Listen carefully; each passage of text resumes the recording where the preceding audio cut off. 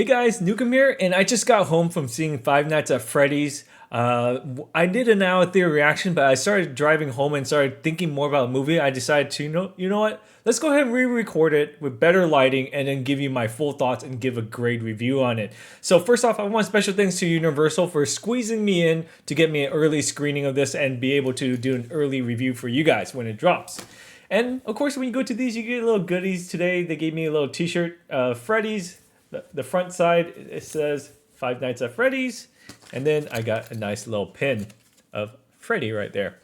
Before I jump in review, I think it's kind of good that, if you guys don't know who I am a video game content creator, but recently I transitioned into focusing more on TV shows and movie show reviews. But Five Nights at Freddy is one of my most popular series on this channel. I played through several of the games, and they all have hundreds of thousands of views on those videos, and they all equate to over millions of views on it. And I always smile when I think about the success of this franchise.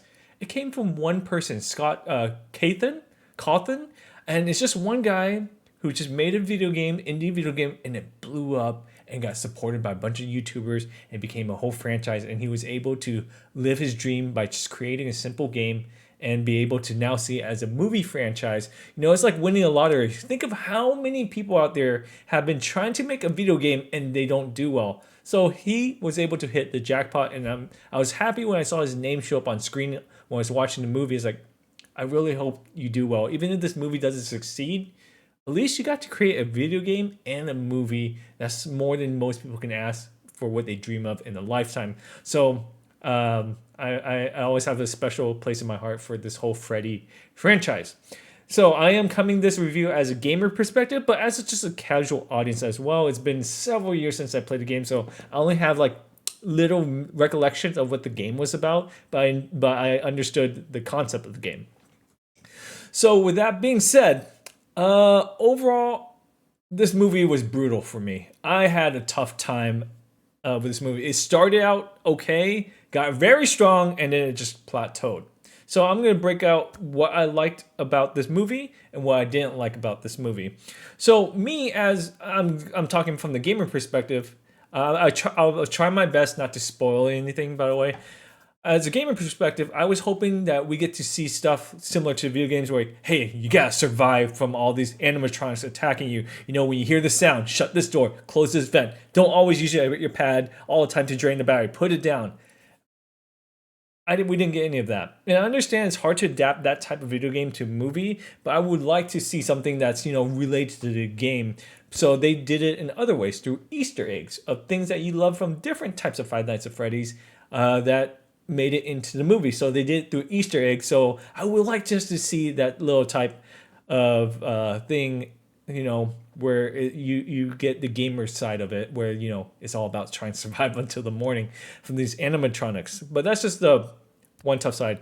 The second thing about this is that I understand that it's kind of hard to create a movie based on the game, where it's very limited of the main character or characters. So they had to create their own story of Five Nights at Freddy's, and then adapt it into the movie. So you got a lot of background of the character who's Mike playing the security guard. So let me go ahead and start with the positive. The animatronics look fantastic. They were fantastic. They look great. They look real life. It was great to see a video game form into live action where it looked fantastic on screen. And they went practical. However, there's a downside to it, but I'll go to that in my dislike. I really liked a lot of stuff that Easter eggs that I recognize, and some people I recognize. I was like, oh my gosh, that's pretty cool that they got some part of the community into this film and show appreciation. And I could tell that Scott or the whole team really tried to make this movie work, but didn't succeed in my opinion. There were some kids in the audience, and they were big fans, and they were clapping, and a lot of gasps when they recognized a lot of Easter eggs and characters. So I think if you're really into it, you really like the game, then I think you're gonna like the movie. But for me, the movie has to make sense, and a lot of it didn't make sense to me. So those are all my good stuff. I know I've been saying a lot of negative things, but I'm just happy to see these come to life, but I don't need to see again. Okay, so let's go ahead and go with the negatives. And I actually wrote this down just so I can have somewhat cohesion. I'm a little bit scatterbrained. One thing is the length. I don't know why Hollywood recently went to a trend that in order for a movie to be shown on theater, it has to be at least 2 hours. No, if you can condense a film that's ran very well, that's tight, where it flows better, it's so much better than a long movie where it's just filled with a bunch of gaps. This movie was an hour and 50 minutes, and I felt they could have cut this down to maybe an hour and 10 minutes. They could cut like 40 minutes out of this movie. It just felt like this movie dragged on and on and on, and I was starting to feel the length. And with that length, the second dislike I had was the pacing issues.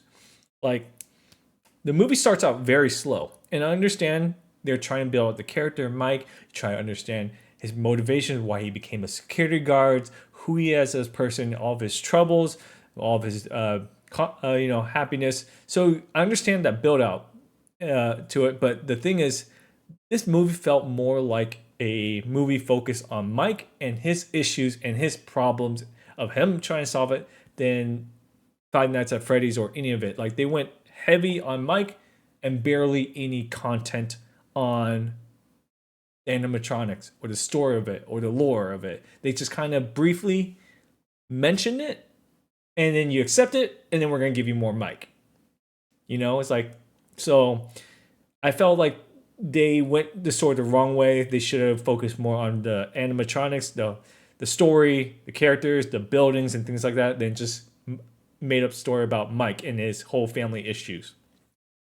So the pacing is like, since we don't have a lot of scenes with the animatronics, you're finally, like, when you see it ramping up, we're like, oh my god, this is getting exciting. Oh, we're getting to see kills. Oh, we get to see how like monstrous these animatronics are.